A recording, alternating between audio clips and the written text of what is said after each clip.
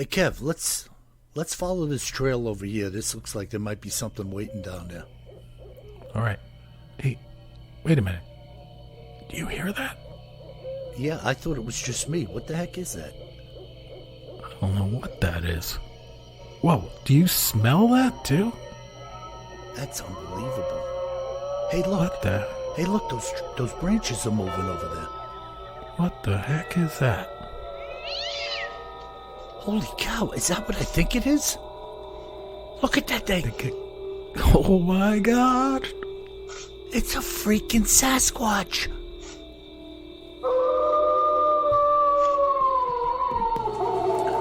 Welcome to the Bigfoot Terror in the Woods Sightings and Encounters podcast. I am your host, W.J. Sheehan, author of the series of books Bigfoot Terror in the Woods Sightings and Encounters. 10 volumes available in paperback and ebook at Amazon. And if you're an audio buff, I know many of you mow your lawns, go on long trips, and listen to Terror in the Woods. You can get my audio books, 9 volumes currently, at Audible, iTunes, and Amazon as well. So please go out there and partake of a few hundred volumes. Buy them 10 at a time in duplicate. That's right. Memory on your device is cheap. Just download a whole pile of them. Well, as you hear, my brother has jumped on board. KJ, how are you? I'm doing great, Bill. I had to delay a little bit the start this morning of recording because the Marine Corps were doing a little impromptu air show over my house. So Oh, my God.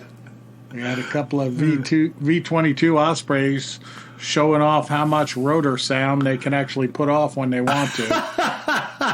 And then 2 Harrier jets came over the house roaring along. Well, that'll wake you up. Yeah, no rest for the weary, but it was good. They were quiet around the 4th of July, and I'm not complaining in any way, folks, so please don't write in. That there is the sounds of freedom. Yeah. Talk about a weed whacker. Well, I mean, I love seeing them. Of course, I love hearing them, too. Mm-hmm. But it's not conducive to recording a podcast when the house is shaking. Right, or resting. Yeah, I was looking around to see if maybe they scared a hairy man out of the woods across the street from my house, but I didn't see anything. They were coyote hunting. Could be. That's unbelievable. So listen, what do we got in our Cryptids in the News and Other Oddities segment today? Yeah, this week, Bill, I don't know if you saw it in the news, but one of America's kind of famous, infamous Bigfoot hunters, Claudia Ackley, passed away. So we're going to talk a little bit about her sighting and some of the stuff that she's famous for. So first off, our condolences go out to Claudia's family. I know she has a couple of daughters that were actually featured in one of her sighting videos. So sorry for the loss there. She passed away in Tennessee, young, at 51 years old, as a result of a heart attack. As reported in the newspapers. Wow. Yeah, our condolences to the family. And that's always rough, man. Yep. And Claudia, Bill, I don't know if you ever saw her recording, the one she's most famous for, but it occurred in 2017 at a place called Lake Arrowhead in California. And Lake Arrowhead is east of Los Angeles, so kind of Southern California, near the city of San Bernardino. And it looks like a beautiful lake on your way into the mountains. And then, of course, on the other side of the mountains is the desert, like Palm Springs and places like that. And she described it. First of all, the video. Have you seen it, Bill? You recall seeing that one? It's been a while, man. I have to bow out on that one because I look at so much stuff. But apparently they're hiking along this trail, and there's been a few different Bigfoot hunters that have gone and down the same trail and videotaped it, and taken a look at it, etc. And this trail out there at this Sorry, another one's coming over the house.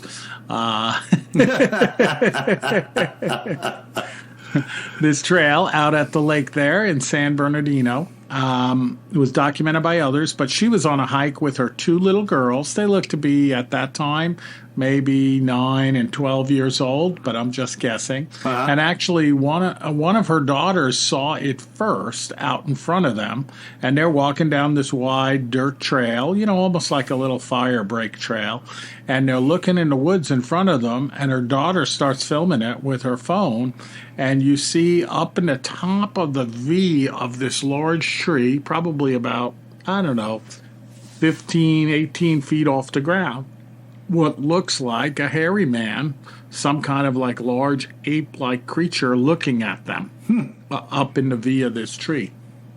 And Claudia described it as a Neanderthal man that weighed about 800 pounds, and it had like an orange orangutan type color to it. I mean, the nerve of this young girl to just stand fast and pull a phone out. Exactly.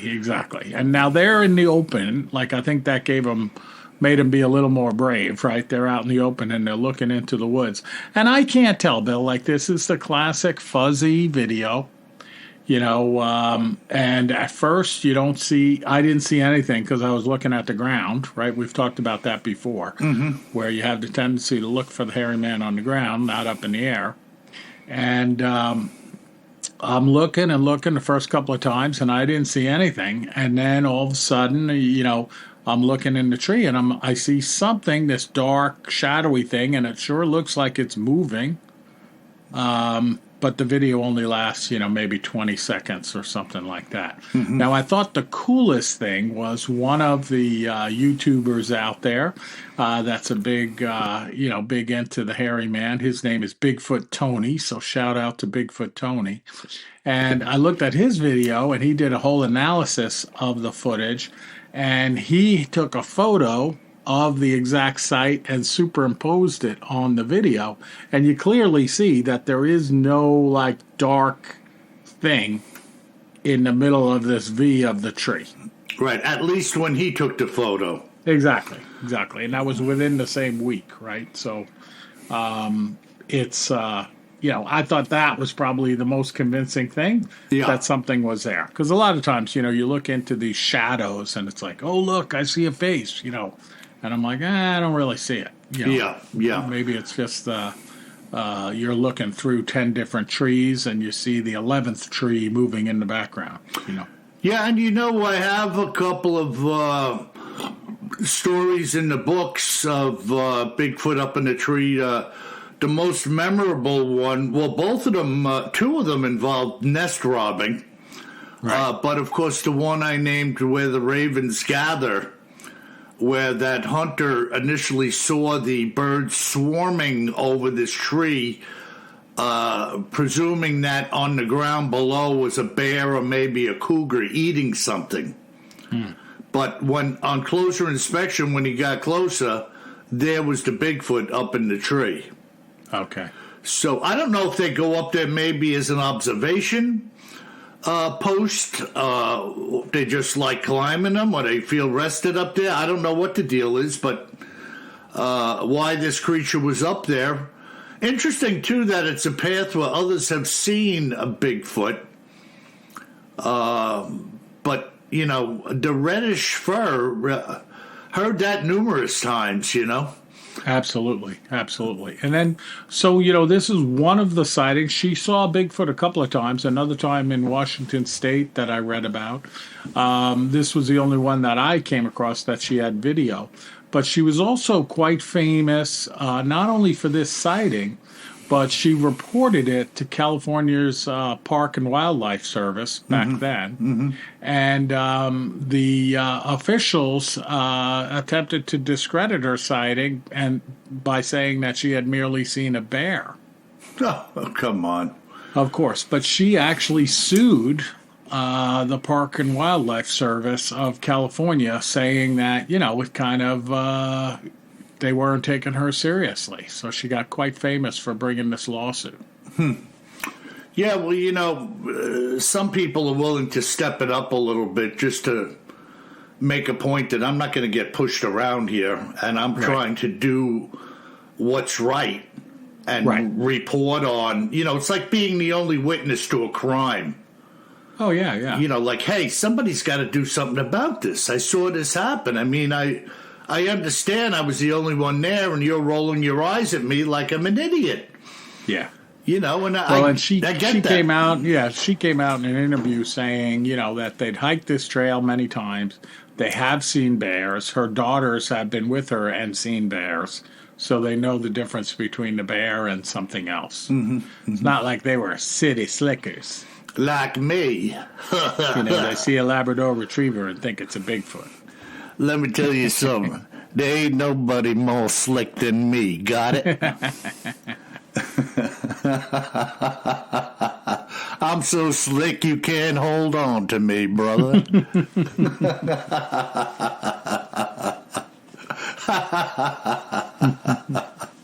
Oh, my goodness. What is Claudia's last name again? Sarah Ackley. Ackley.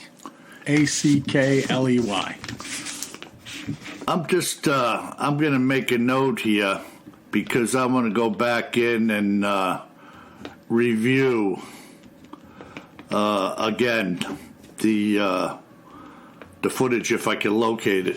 Yeah, definitely. You just put it in your search bar on YouTube, and I'll put a copy of the video up on our website too under this episode 205. So what is your opinion, having seen it again freshly?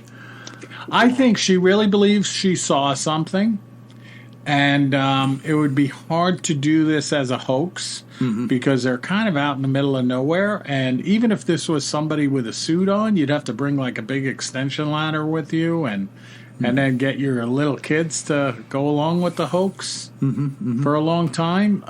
So it doesn't seem like a hoax, but I didn't see anything convincing to say it was a Bigfoot and not a bear or not nothing in the tree. And of course, we weren't there.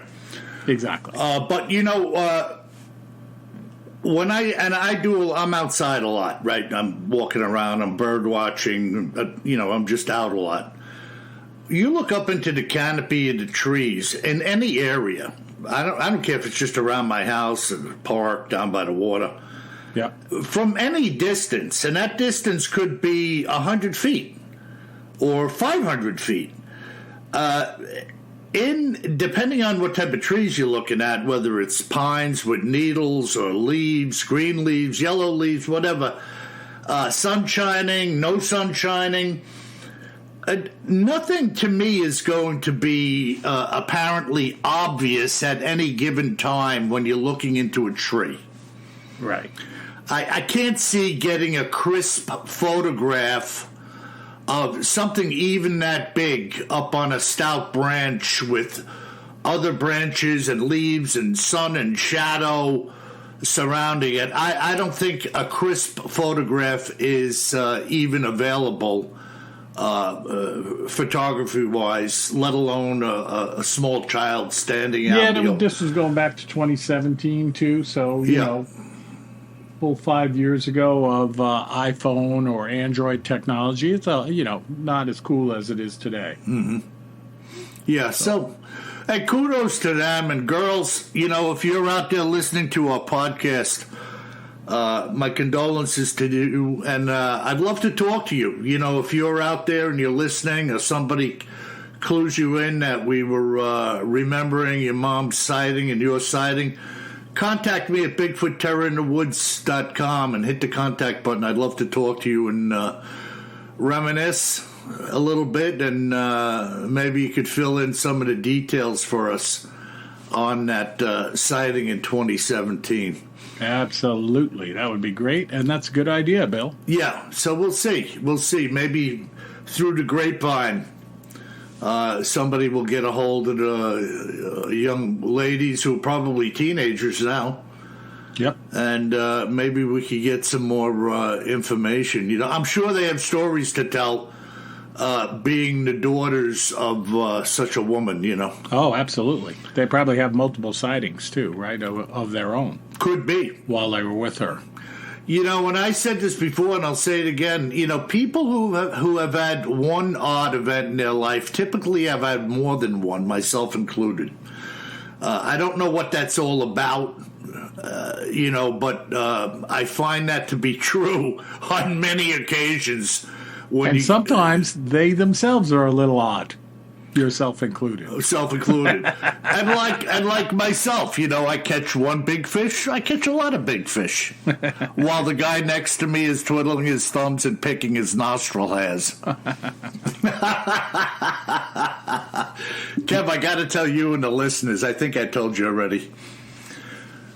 So, Danny and I, a couple of years back, are drifting for stripers in Porpoise Channel. And, you know, we're in my $3,500 boat and rig, and this guy is drifting the channel with us, basically, in this, like, $100,000 center console. So this poor slob couldn't buy a fish, and me and Danny are hammering them one after another.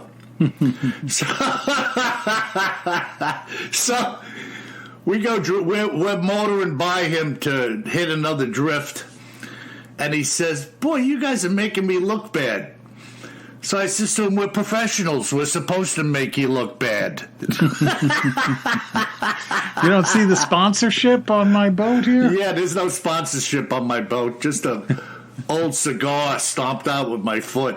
We got to get you a little hairy man sticker or something on there. We could, or we could dress in hairy man outfits when we're fishing. Might be a little warm today. So it's like 100 degrees here again today. Yeah, even down here on the North Carolina coast today, I'm hoping the wind kicks up a little bit. But I was out this morning getting a little walk in, and oh my goodness, was it hot. Now, one of my coworkers last night, young girl, she's cold. So she's got the heater on, sitting at the computer station next to mine, and it's blowing past her and on me. So I said to her, "Anna, it's 100 degrees. I'm cold." So the whole shift, I had this hot air wafting over me, and of course I was razzing her the whole time about having Got to bring a blanket down for her, Bill. Unbelievable. She needed a Bigfoot suit.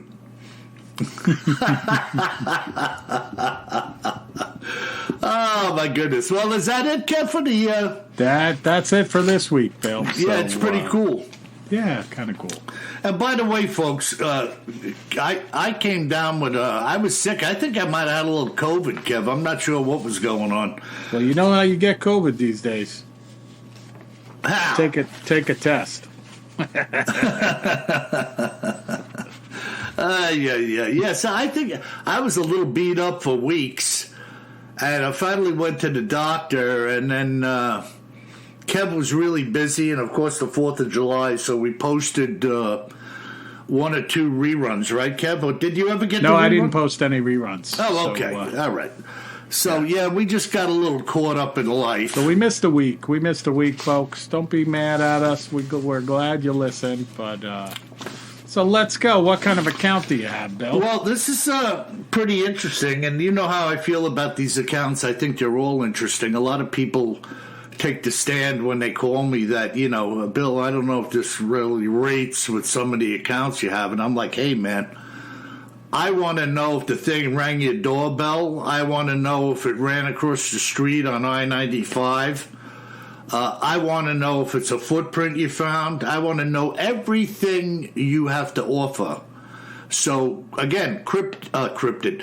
BigfootTerrorInTheWoods.com. Hit the contact button. If you've seen something, say something. So, this brief, let me say this brief yet insightful sighting was told to me by a fellow named Bob Lane, a resident of the state of South Carolina, Kev, not far from you.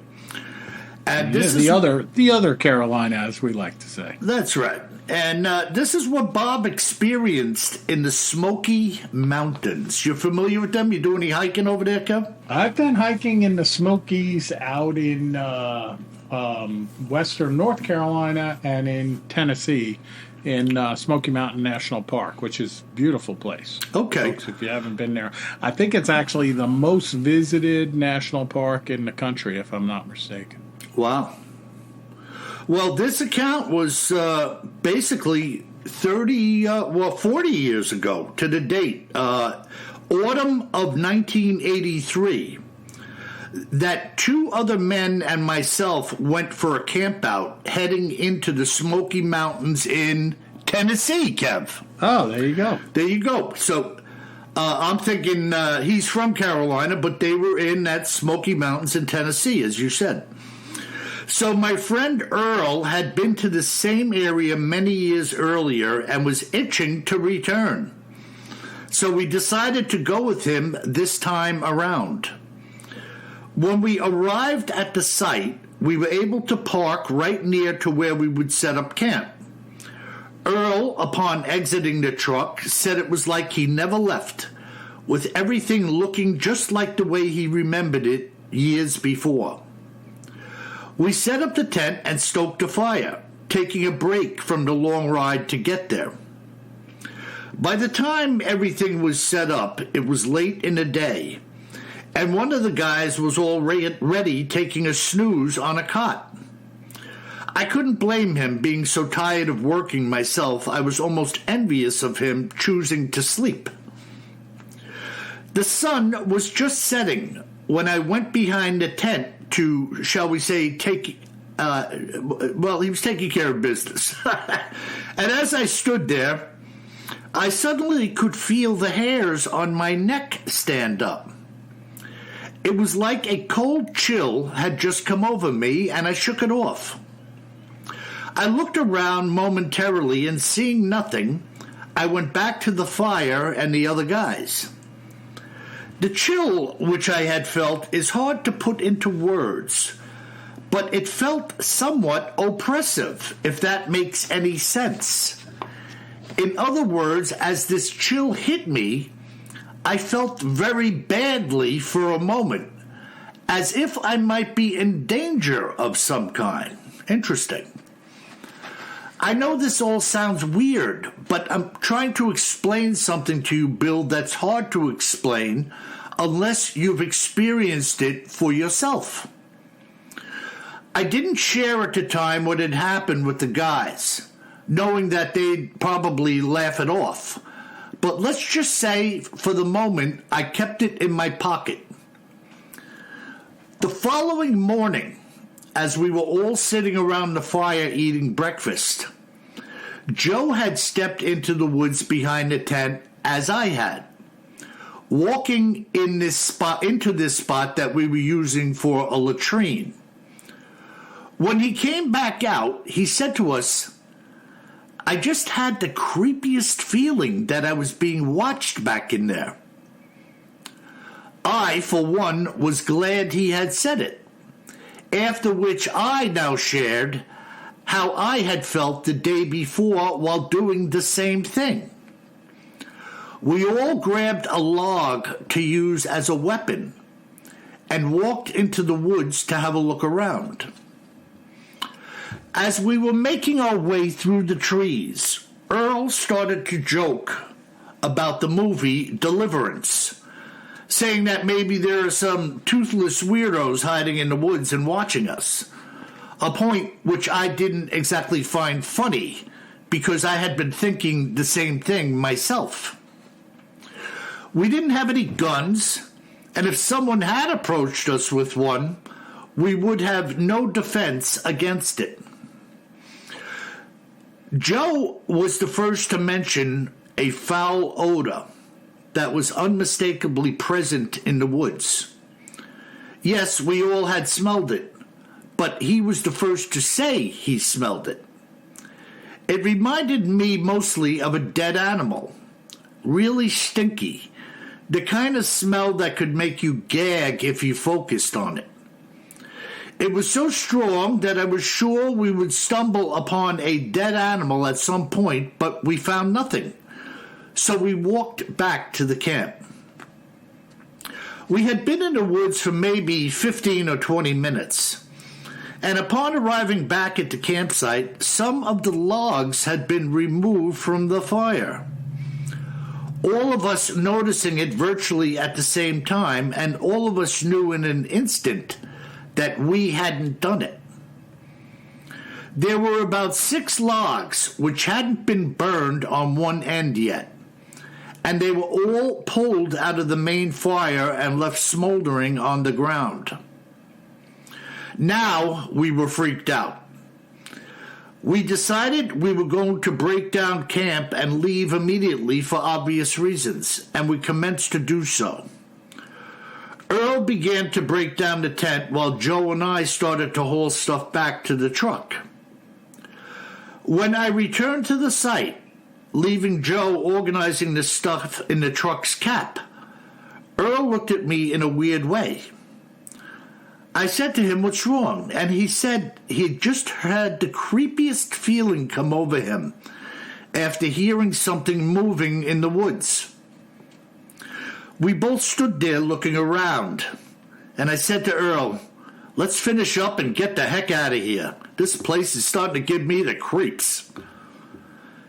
As Earl and I were carrying the tent out together, Joe passed us on his way back to the site to grab some more stuff. Minutes later, Joe was once again passing us as we were returning for the last of it, and he said, "Guys, this place is getting creepier by the minute. I swear I saw something moving just behind the trees back there." We told Joe to hustle up and get the truck going, and we'd be right back. Earl was gathering the last few things, and I was extinguishing the fire with the water from our cooler, stirring the ashes as I did so and creating quite a cloud of smoke and ashes. As this cloud wafted into the trees, I heard a grunt, and as my eyes turned in the direction of the sound, there standing in the trees, only maybe 30 feet away, was a huge Bigfoot swaying from side to side. I said, "Oh my God," and when I did, Earl turned to see the same thing. I looked at him and he at me, as both of us now stood there looking at this monster. The Bigfoot was all of 8 or 9 feet tall and was staring at us, swaying back and forth at close range. Earl said to me, "Let's back out of here slowly, buddy, but keep your eyes on that mother in case he comes at us." We started to backpedal, keeping our eyes on the monster the whole time. And it stood its ground, not advancing and not retreating. When we were now about 50 feet away, Earl dropped the crap he was holding and we ran for the truck. Joe saw us coming and said, "What's going on?" We told him, "Get behind the wheel and don't stop. There's a freaking Bigfoot behind us." We bailed into the crew cab and Joe mashed the gas to get the heck out of there in a hurry. Excuse me. When we were well clear and having seen nothing in the mirrors following us, we began to tell Joe what just happened. He couldn't believe it. I realized after the fact that there was a strong smell of sulfur or rotten eggs in the air as we stood there watching it. The Bigfoot was somewhat covered in hair, not fur, and you could see its skin underneath it in many areas of the body. Its head was very elongated, in that it seemed to be twice as tall, perhaps more, than it was wide, being somewhat egg-shaped with the narrow end on top. I could see its lower teeth, but not the uppers, making it look as though it had an underbite of some kind. I'd estimate its shoulders were some 4 feet wide, and everything about its appearance said it was very strong. I mean, muscle upon muscle, and that's no lie. Its nose broad and flat to the face, and the eyes looked somewhat sinister, with its brow protruding over them. It was really hard to stomach that such a thing was right there with us, apparently the entire time we were there. I think that we were lucky to have gotten out of there with our lives. What do you think of that, Kev? Wow, I mean, fantastic detailed description of the creature as well, right? Yeah, I mean, this thing apparently was on them from the get-go with them coming into this campsite or area. Right. Well, it seems a bit like maybe they picked the wrong campsite, right? Like, Yeah. wherever they were right near where this thing liked to hang out, right? Yeah, because it wasn't leaving and then made itself known. Exactly. But that's one of the best detailed descriptions of the creature from your accounts, I'd say. Yeah, how about the description of the elongated head? Yeah. Twice as tall as it was wide, like an egg. We have the opposite, Bill, right? You and I, twice as wide as it is tall.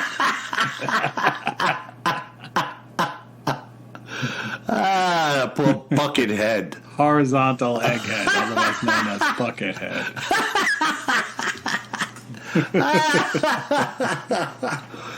Yeah, I mean, I'm telling you, man. Once again, folks, always carry more gun than you think you're going to need. These guys were unarmed, grabbing a couple of logs going into the woods.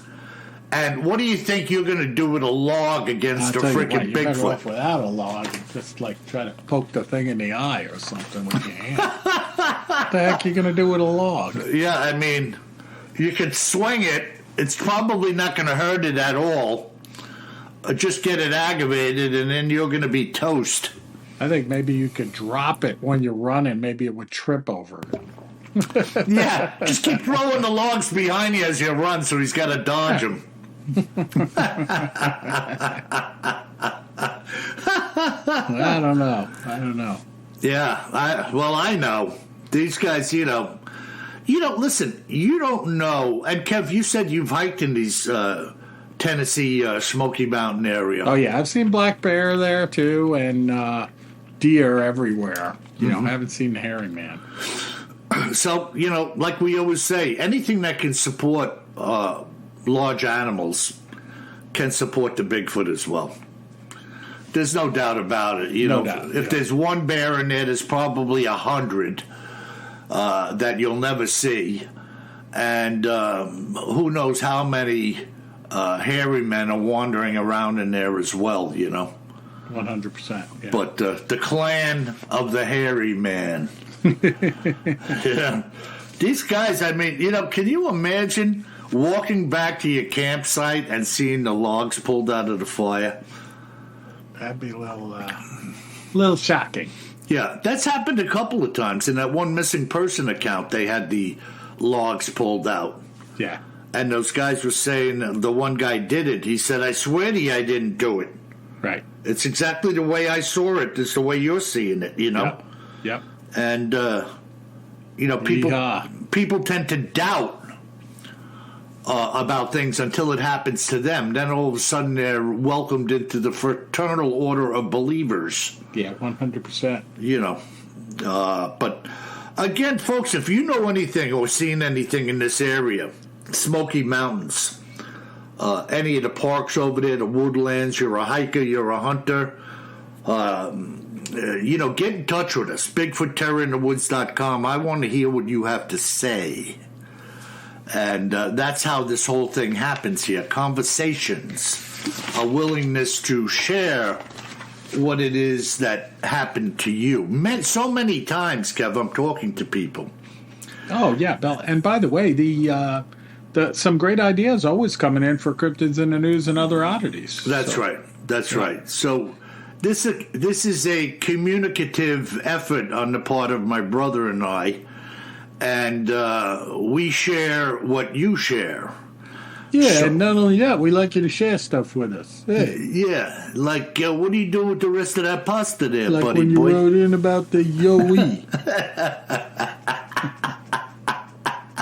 All right, Well, Bill, you ready for some listener mail? I certainly am. What do we got, bro? All right, our first email comes in from Sarah from Minnesota. Ah, And she says, I just wanted to say thanks. And she says, hello to you two brothers. I just wanted to say thank you for the podcast. I find it both educating and entertaining. Unfortunately, this January, my husband was incarcerated for a 5-year sentence for a crime he committed some 20 years ago. It's been a very challenging year as I learned how to essentially raise our 5 children alone. Sometimes I just get too overwhelmed with life, but in my situation, taking a break from the children just isn't an option. More often than not, I grab a pair of headphones and turn on your podcast. Listening to you two banter gives me a reason to smile and even laugh, which is such good medicine for my soul these days. The children and I spend a fair amount of time fishing, swimming, and foraging for mushrooms in our local Chippewa National Forest, which is pretty secluded and remote compared to much of Minnesota. While I can't bring more gun than I think I'm going to need, I do keep my head on a swivel and the children within sight at all times. Even if the hairy man isn't out here often, we do have sizable black bear and cougar are making a comeback, and we have seen timber wolves as well. yeah. As scary as those 3 are, nothing compares to the terror we feel leaving the vehicle to combat the clouds of mosquitoes, deer flies, and horse flies. Aye. They truly are a presence here in our land of 10,000 lakes. Again, thank you so much for your podcast and the opportunity it gives people like me to forget their own problems for a little while in a wholesome, family-friendly, she puts in parentheses, if at times a bit gruesome. The last podcast about the hiker finding 2 dead bodies in and near the tent was horrifying. Sorry, Sarah. Well, you know.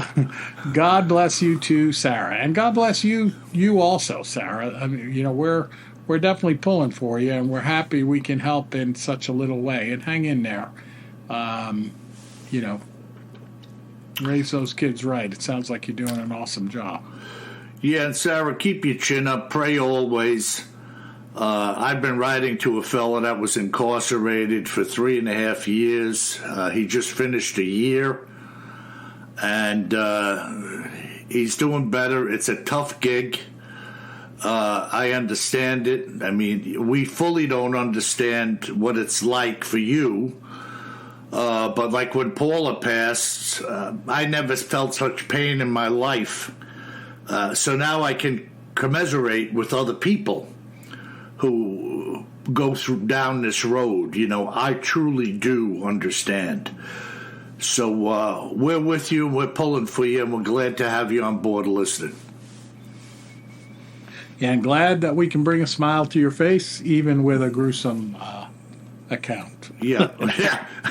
I wish I could do something for you about the horse flies, but you're on your own. Oh, man, and by the way, I was bitten by one of those deer flies, which I never heard of before, Bill. I was back fishing here on the Cape Fear River last year for red drum, and this big fly bites my leg, my shin and calf, and then I get in and my whole foot is swollen up. Wow. Yeah, and I went to the doctor the next day because it kept swelling, and he's like, oh, you saw a big fly? He's like, oh, yeah, that's a deer fly. They're nasty. Wow. So, And those suckers just like, I don't know about deer fly, but those horse flies, oh, yeah. I mean, as soon as they land on you, they're biting you. Oh, no doubt. They don't waste any time. Like immediately. So I don't know how the Bigfoot and all these creatures deal with it. Maybe they jump in the lake or It's something. the stink. The stank. All right, our next email comes from another female listener, Angela. Mm-hmm. And she says, enjoying catching up on all the past episodes on YouTube, guys. Though it's not a paranormal topic, wondering what your thoughts are on the recent Titan sub-implosion. I really feel for these poor guys, especially the 19-year-old young man on board. It's said we know more about the moon than our vast oceans. More exploration is urgently needed, but who will do it? Especially after this tragedy. Makes me think of all that could be down there, and recent accounts of USOs, unidentified submerged objects, seen in various oceanic locales. There is a very weird one from the past where a supposed CIA document that entails a USO encounter had by several Russian Navy SEALs in which they encountered alien beings diving at great depths. There are accounts of it online, and a few TV shows about it might be a good future topic. Anyway, have a wonderful summer, and say hi to Martha for me, Kev. We did talk about Titan. Let me talk about Martha for a minute. I don't think I ever talked about it in the podcast.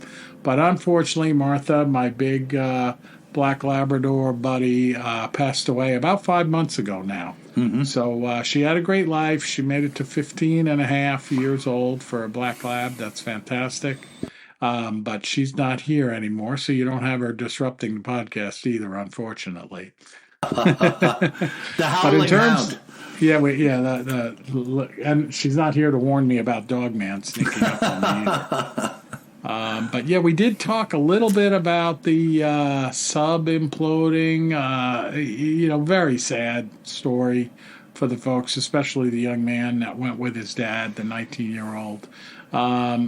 Definitely, the seas are very much unexplored, and the fact that they're still discovering creatures every year in the depths of the ocean that either they never knew about or they thought were extinct for many years, gives me hope that there could be a creature like Bigfoot out there in the forests around the world. So. Yeah. I think we still will explore it. I mean, remember this sub that went down to see the Titanic that imploded? I mean, that was more of an experimental craft, that was some research and some tourism of sorts, I would say. But there's still a lot of research going on, government research by all of the governments or many of the governments around the world. So I think we will continue to discover things. Hopefully we'll have a little more safety involved as a result of this tragedy. Yeah, interesting. Yeah. My opinion is they should just let this Titanic rest. We've got pictures of it. They've gotten some materials that are on display in a variety of museums, and just let it be. Well, yeah, and that's one of the issues, Bill, I think we talked about is, it's one of the largest grave sites, right? Yep. And so, you really don't want to mess with it. Okay, we found it. I would stay away from it at this point. Certainly not try to venture inside of the craft. So interesting. Yep. Okay. All right. Our next email comes in from Mark in the UK. And he says, "Hi, Kevin, Bill. Kevin needs more mention in emails to you guys." Yeah, I agree with you, Mark. Love listening to the shows on my late night dog walks. Can get through 3 shows on Spotify some nights. Man, Mark, you must have a well-exercised dog. And he says, "Keep up the good work, guys, all the way from Port Talbot, South Wales, in the UK." And Mark, I would say to you, quoting one of my favorite movies of all time, stay on the road. Don't go in the moors. No, let's encourage him to go in the moors. Maybe he'll see something and report Bring on a camera and carry more gun than you think you're going to need. Right. Hopefully you survived, Mark. All right, and our last email comes in from Janet, another female listener, Bill, from Pennsylvania. And she has a brief email, but I really appreciate it, Janet. She's given me an idea for cryptids in the news and other oddities. She's talking about the horned giants of Pennsylvania.